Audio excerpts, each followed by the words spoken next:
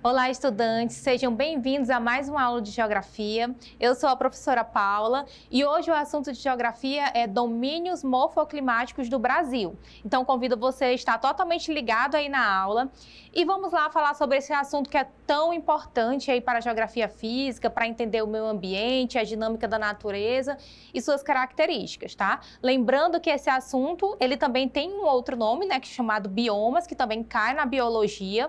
Tá? Mas aqui na geografia nós vamos focar no que realmente importa aí para a geografia, que é a questão do clima, da hidrografia, da vegetação e todas as características físicas aí que são importantes, tá? Então vamos lá. Para começarmos, aqui vai com uma questão, tá? Do Aprova Mais, do material Farias Brito, questão 2, que fala o seguinte: a degradação do bioma ocupado por 10 estados, mais o Distrito Federal, já é responsável pelo mesmo nível de emissões de gás carbônico da Amazônia. Mais ainda, 12 mil espécies teriam simplesmente desaparecido, enquanto a desertificação e o avanço de culturas agressivas, como o da cana-de-açúcar, só aumentaram. O comando da questão diz: o texto refere-se a uma calamidade ambiental que vem se instaurando. Aí vem aqui as opções, né? Caatinga, Cerrado, quer saber onde essa calamidade aí está se instaurando. Está falando aqui de uma questão ambiental, porém totalmente ligado aos domínios morfoclimáticos. Então, quando diz aqui, ó, que está ali por 10 estados mais o Distrito Federal, é importante que você saiba aí a localização de cada um desses biomas do Brasil, quais são eles, né, domínios morfoclimáticos, no caso para a geografia, quais são eles, e é isso que nós vamos aí identificar na aula de hoje, tá? Então, vamos lá. Primeiramente, o que é domínio morfoclimático? Então, domínio morfoclimático é uma classificação geográfica que engloba aspectos naturais, como clima, hidrografia, vegetação, relevo e solos predominante em uma determinada área e a forma como eles se relacionam entre si. Então, o que é esse domínio morfoclimático aí? Vai juntar aí todas essas características, tá? Em determinado parte do espaço geográfico ali, e aí todas as características vão identificar um determinado domínio morfoclimático. Quais características, né? Repetindo aí para vocês: clima, vegetação, hidrografia, relevo, tá? Então, o território brasileiro, ele tem inúmeros domínios morfoclimáticos, tá? Que nem sempre, como vocês vão ver daqui a pouco, vai respeitar os limites dos estados. Então, não é aquela organização, aquela regionalização aí que nós temos das 5 regiões brasileiras, não é nada disso. É com características naturais, tá? Então, tem uma classificação aí para os domínios morfoclimáticos do Brasil. Importante também saber quem foi que classificou, né? Quem criou essa classificação aí dos domínios morfoclimáticos do Brasil? Então, nós temos aqui o mestre, grande geógrafo humanista, Aziz Absaber, tão importante aí para identificar esses domínios morfoclimáticos do Brasil. Afinal de contas, foi ele que fez toda essa classificação, que é tão importante aí para o estudo da geografia e também de várias outras ciências. Então, vamos lá. Aqui nós temos o mapa do domínio morfoclimático, dos domínios morfoclimáticos do Brasil. Lembra que eu falei para vocês agora há pouco que não vai aí necessariamente respeitar o limite dos estados, né, e nem das regiões do Brasil, tá? Então, nós temos aqui bem ilustrado para vocês, com uma legenda, um mapa aqui que vai mostrar aí onde estão localizados esses domínios morfoclimáticos. Então, temos lá, quais são eles? Domínio amazônico, o Cerrado, mares de morros, Caatinga, araucárias, pradarias e temos as faixas de transição, tá? Esses mares de morros aqui também pode ser encontrado em algumas outras bibliografias, como Mata Atlântica, tá? Então, como vocês conseguem perceber aqui pela legenda, cada um está localizado em determinado espaço do território brasileiro, tá? Vamos falar particularmente de cada um deles agora, para que vocês possam entender as características, né, particulares de cada um. Então, vamos lá. Vamos começar aí com o domínio amazônico, tá? Então, o domínio amazônico, a realidade no qual você está inserido aqui do Acre, tá? Nós estamos aí no bioma amazônico, tá? Ah, professora, mas Amazonas, amazônico não vai se confundir. Amazonas é o estado. Nós temos aí também o domínio morfoclimático ou bioma amazônico, que é que faz toda essa parte aqui da região norte, um pouquinho ali do centro-oeste também e até um pouquinho ali do nordeste, tá? Deixei aqui para vocês o mapa ali ao lado, para que vocês possam também observar, sempre, né, comparando. Então, nós temos aqui, né, o domínio amazônico aqui, nessa parte, toda essa parte aqui, rosa, né? Então, essa parte aí se refere ao domínio amazônico. Então, perceba, o nosso estado está inserido nesse domínio. E quais são as características principais? Então, o relevo do domínio amazônico é a depressão amazônica. Lembrando que existem aí as principais formas de relevo: planalto, planície, depressão e as montanhas. No caso aqui do domínio amazônico, no qual o nosso estado está inserido, é o relevo da depressão amazônica, que são as áreas mais rebaixadas aí, quando se fala na questão altimétrica, né, do relevo, a depressão amazônica são aquelas áreas que são mais rebaixadas. Então, nós estamos aí recebendo sedimentos de áreas mais elevadas, como planície e planalto. Aqui, gente, temos a depressão amazônica como a que mais contempla aí o domínio amazônico, mas também está inserido relevo como planície. Tá? As planícies são aquelas áreas que são bem próximas ali de qualquer curso d'água, tá? Então, como nós temos aqui muitos rios, então também temos bastante áreas de planície. Mas o relevo que é predominante é a depressão amazônica. Tá? O clima daqui é equatorial, porque nós temos ali a proximidade da linha do Equador. Está aqui também a maior bacia hidrográfica do mundo, que é a bacia do Rio Amazonas.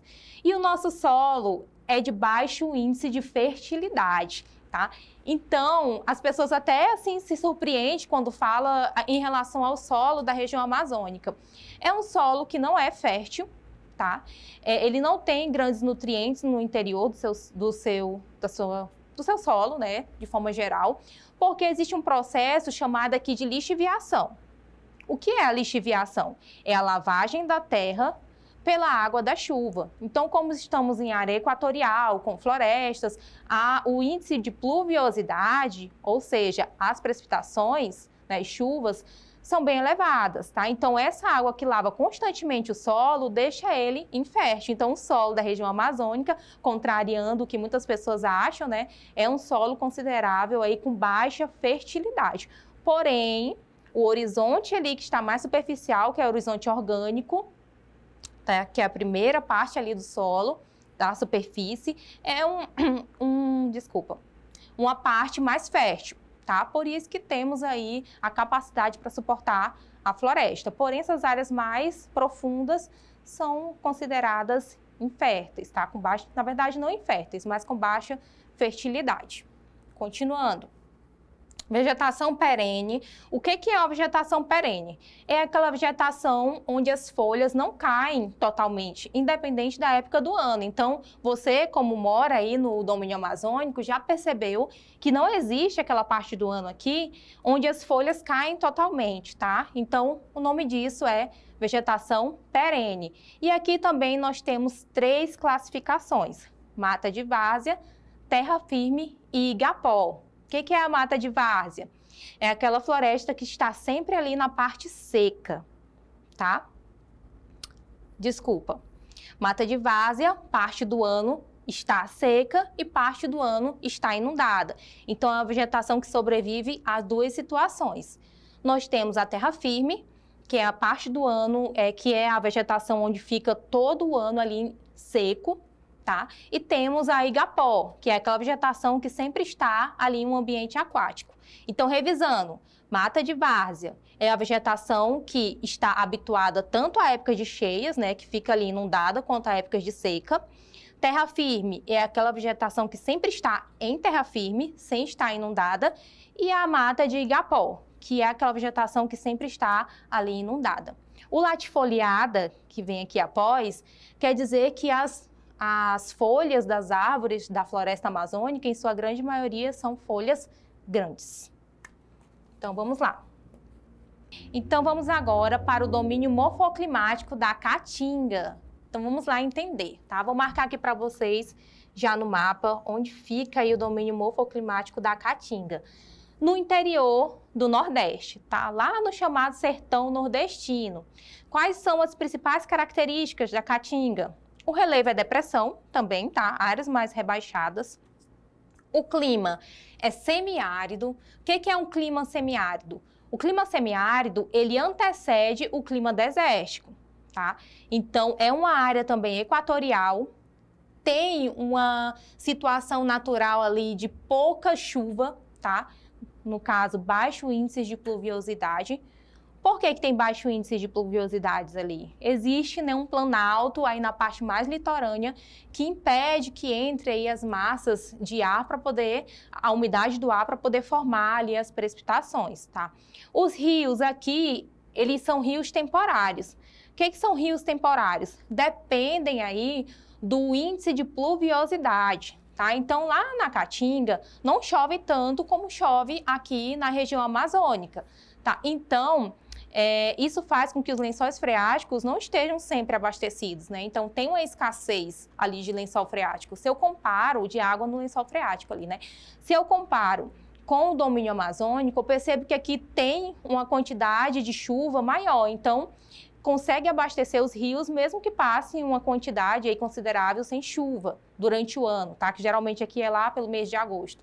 Mas lá na Caatinga, como o índice de pluviosidade é mais baixo, os rios se tornam temporários, que são aqueles rios que dependem totalmente aí de estar chovendo ou não. Quando está chovendo, eles se tornam rios cheios, parou de chover, como não tem um abastecimento tão eficiente do lençol freático, esses rios acabam secando. Em grande maioria, os rios lá da Caatinga são temporários, tá? Por isso que na classificação é colocado aqui como rios temporários. Ao contrário do domínio amazônico, o solo da Caatinga ele é rico, porque já não tem aquele processo que eu falei para vocês de lavagem da terra pela água da chuva tão frequente, tá? Vegetação arbórea, que são árvores maiores. Tem também vegetação arbustiva, que são árvores médias, e também tem vegetação herbácea, tá? Então, é bem mesclado aí. E as plantas, em sua grande maioria, são denominadas de acicofoliadas, que são plantas no qual suas folhas são em formatos de agulha. Vamos lá para o próximo. Mares de morro. Mares de morro, vou mostrar para vocês. Aqui nessa parte toda do litoral, tá? Vai desde o extremo norte do litoral até o extremo sul. Então, é o bioma que hoje em dia, o domínio morfoclimático, que hoje em dia está mais degradado. Existe apenas 7% restante aí do domínio morfoclimático mares de morros. Qual o relevo? Planaltos e serras, porque a parte do litoral brasileiro é uma parte onde tem maiores elevações. O clima é tropical úmido, tá? Passa por zonas aí tropicais e também tem uma umidade elevada por conta do litoral, dessa água do oceano que traz a umidade para o continente. Tem uma ampla rede hidrográfica e a vegetação, como falei para vocês, é a Mata Atlântica, tá? Um bioma extremamente aí degradado e com várias espécies, tanto da fauna e da flora, em extinção. Vamos para o próximo. E a Mata Atlântica é o domínio morfoclimático mais degradado aí do território brasileiro, com apenas 7% restante, tá? Tanto a fauna quanto a flora, tem muitas espécies aí que estão em extinção. Então, vamos para o próximo. Cerrado. O Cerrado aí que é o centrão do país, tá? Então, nós temos aí o centrão do território brasileiro, vou mostrar aqui para vocês. Cerrado aí, bem no centro. Então, o relevo do Cerrado é o Planalto e Chapadões, que são áreas mais elevadas. Clima é tropical, que é bem que está ali no centro do país, tá? O clima tropical, ele tem chuvas bem distribuídas, temperaturas um pouco mais elevadas, tá? E tem aí o seu índice de pluviosidade sempre na ativa, tá? Bastante chuvas também. A hidrografia tem uma vasta rede hidrográfica também, nasce de 8 a 12 bacias, é lá no centro-oeste que nasce de 8 a 12 bacias brasileiras hidrográficas. E aí, gente, tem também que chama atenção aqui os impactos ambientais que acontecem ali no domínio morfoclimático do Cerrado. Então, a contaminação dos rios, abertura de rodovias, expansão das fronteiras agrícolas, tá? E queimadas. Lembrando que o Cerrado, que equivale ali boa parte do centro-oeste, é onde tem mais práticas ligadas tanto à agricultura quanto à pecuária, tá? Então tem essa questão aí dos impactos ambientais. E o Cerrado é conhecido também como savana brasileira. Tem árvores de arbustos, que são árvores médias, e árvores mais baixas, tá? Então a característica geral é assim. Domínio da araucária. Então, nós temos ali a araucária, no sul do país, tá? Essa parte aqui, marcando para vocês. O relevo, tem relevo ali de ondulado, terrenos montanhosos, tá? Desculpa. Não quer dizer que tem montanhas, tá, gente? São terrenos ali mais elevados e montanhosos, ou seja, mais altos, né? Tem algumas ondas na sua altimetria. Clima subtropical, que é um clima ali que está passando do trópico, tá? Então, por isso que ele tem uma temperatura mais baixa, tá? São regiões mais frias. Também tem grande poder hidrelétrico na sua hidrografia ali, tem a usina de Itaipu, de Furnas, que são usinas importantíssimas para o Brasil, principalmente a usina de Itaipu, tá? A usina de Itaipu, ela é uma usina hidrelétrica, tá? Que ela não é só brasileira, ela também tem ali com o Paraguai, porque está no Rio Paraná. Porém, ela tem a sua atividade bem voltada para o Brasil, está ali no sul do país. É uma usina hidrelétrica do Brasil, a mais importante aqui, num contexto aí de fornecimento de energia para o país, tá? Então, o solo é terra roxa e a vegetação mata dos pinhais e coníferas, ou seja, lá tem os pinheiros, tá? Pradarias, também um domínio morfoclimático do sul do país, também conhecido como pampas gaúchos, tá? E campanha ou campanha gaúcha. Relevo baixo e ondulado, clima temperado, tá? Ali para do subtropical para o temperado, que já está passando ali do trópico, também é um clima com vegetações rasteiras, tá? Também pode ser chamado de campos sulinos, aí pela própria imagem vocês conseguem perceber o porquê, né? É uma vegetação que tem ali bastante vegetação rasteira e herbácea, tá? Que são essas vegetações menores.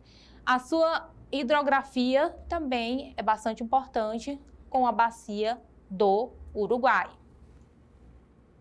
E nós temos aí as faixas de transição, tá? Então tem aqui dois mapas ali para ilustrar para vocês, né? Que as faixas de transição aparecem aqui em cinza, ó. O que são essas faixas de transição? Tá, gente? São faixas ali que tem tanto característica de um domínio morfoclimático quanto de outro. Não são áreas bem definidas, né? Relacionadas aos domínios. Então, nós temos aí as três principais, que é Pantanal, tá? Que nós temos aí aqui na letra C, nesse outro mapa. Nós temos também o Agreste, que é lá ali próximo ao litoral. E nós temos a Mata dos Cocais. E aí, o Pantanal, ele estende-se pelo estado do Mato Grosso do Sul. O clima é tropical, típico ou semiúmido. Lá existe uma vasta diversidade, tanto de fauna quanto de flora, tá? É um espaço riquíssimo nesse contexto. Nós temos a Mata dos Cocais, que abrange os estados do Piauí e do Maranhão. O clima é tropical, típico ou semiúmido. Nós temos o Agreste, transição entre a zona da mata a leste com clima tropical litorâneo úmido e mata tropical atlântica, tá? Então, próxima aí do sertão nordestino. E também, essa faixa de transição do Agreste tem muita influência do domínio morfoclimático da Caatinga. Sabendo de tudo isso, já conseguindo ali identificar onde ficam os domínios morfoclimáticos brasileiros, vamos aqui retomar a questão, tá? Então, a questão diz: a degradação do bioma ocupado por 10 estados, mais o Distrito Federal, tá? Então, importante saber também, ó, 10 estados mais o Distrito Federal. Estou falando aí de centro-oeste do Brasil. Então, é o centro-oeste do nosso país. Continuando, já é responsável pelo mesmo nível de emissões de gás carbônico da Amazônia. Mais ainda, 12 mil espécies teriam simplesmente desaparecido, enquanto a desertificação e o avanço de culturas agressivas, tá? Quando eu falo de culturas agressivas, eu estou falando de plantações, tá? Da agricultura, como da cana-de-açúcar, só aumentaram. Então, está falando aí que é no centro-oeste do Brasil, porque fala do Distrito Federal, e está falando sobre o avanço da cultura, das plantações. E aí o comando da questão diz: o texto refere-se a uma calamidade ambiental que vem se instaurando, letra A, na Caatinga. Caatinga é no interior do Nordeste, então não tem como ser. Letra B, Cerrado? Sim, porque nós estamos falando de centro do país e estamos falando aí sobre o avanço da agricultura, que é bem presente no Cerrado. C, Pantanal? Não, o Pantanal é uma faixa de transição que está ali para o Mato Grosso. D, na Mata Atlântica? Também não. Práticas de agricultura até acontece ali no litoral brasileiro, mas não com tanta frequência como no centro-oeste. E letra E, na Amazônia? Também não, porque aqui cita o Distrito Federal e ele está no centro-oeste do país. Então, agradeço você pela atenção. Até a próxima!